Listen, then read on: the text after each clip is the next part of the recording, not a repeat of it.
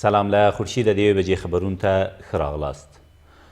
د کابل په لویدیځ کې د تېرې ورځې د توغندیزو بریدونو له امله د وژل شویو کسانو شمېر 11 او د ټپیانو شمېر 95 تنو ته ورسید. د کورنیو چارو وزارت د ویاندوی دفتر سرپرست نصرت رحیمي وایي په وژل شویو کسانو کې 3 مېرمنې او په ټپیانو کې څه باندې 10 مېرمنې هم شاملې دي.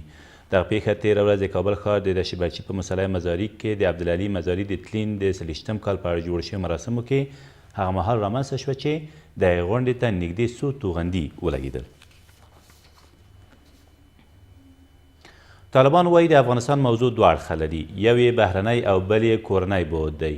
د هغې ډلې د یوې خبرپاڼې په خپرولو سره ویلي دمګړی د افغانستان په بهرني اړخ چې امریکا پورې اړونده ده خبرې روانې دي، خو د کورني اړخ په اړه تر اوسه هیڅ بحث نه دی شوی.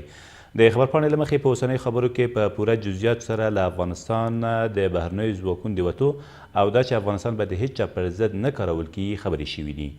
ویل کیږي د خبرې له تیرو شپږو ورځو راهیسې د امریکا او طالبانو د استازو ترمنځ د قطر په دوحه ښار کې د تړلو دروازو تر شا روانې وې، خو نن دا خبرې درېدلي او سبا به بیا پیل شي.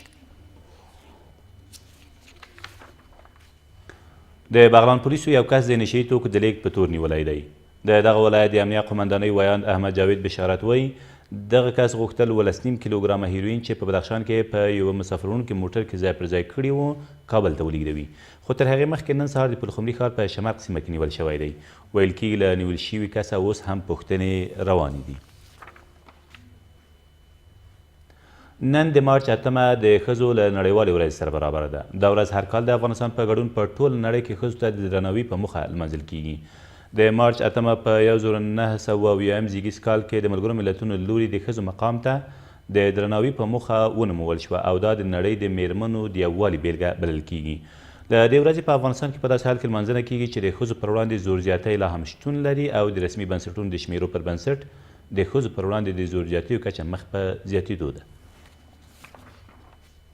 له دې سره سم د هیواد لومړۍ میرمنې رولا بیبي ګل غني د نړۍ او په ځانګړې توګه افغان میرمنو ته د ښځو د نړیوالې ورځې د رارسېدو له امله مبارکي ویلې ده.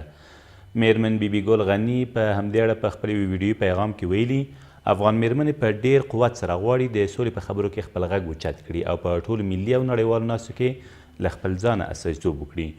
نوموړې همداراز هیلهمندي ښودلې چې په راتلونکو کلونو کې د ښځو ورځ په سوله، هوساینه او امنیت کې ولمنځل شي او د جګړې لمن نوره ټوله شي. او ملګري ملتونه وایي سږ کال د ښځو نړیواله ورځ د یو شان فکر وکړئ، فعاله اوسئ او د بدلون لپاره نوښتونه رامنځته کړئ تر شعارونو لاندې لمانځل کیږي. د افغانستان لپاره د دغې ټولنې استازي تدمي چې اماماتو په همدې اړه په یو پیغام کې ویلي د ښځو له ګډون پرته افغانستان تلپاتې سولې ته نشي رسېدلی.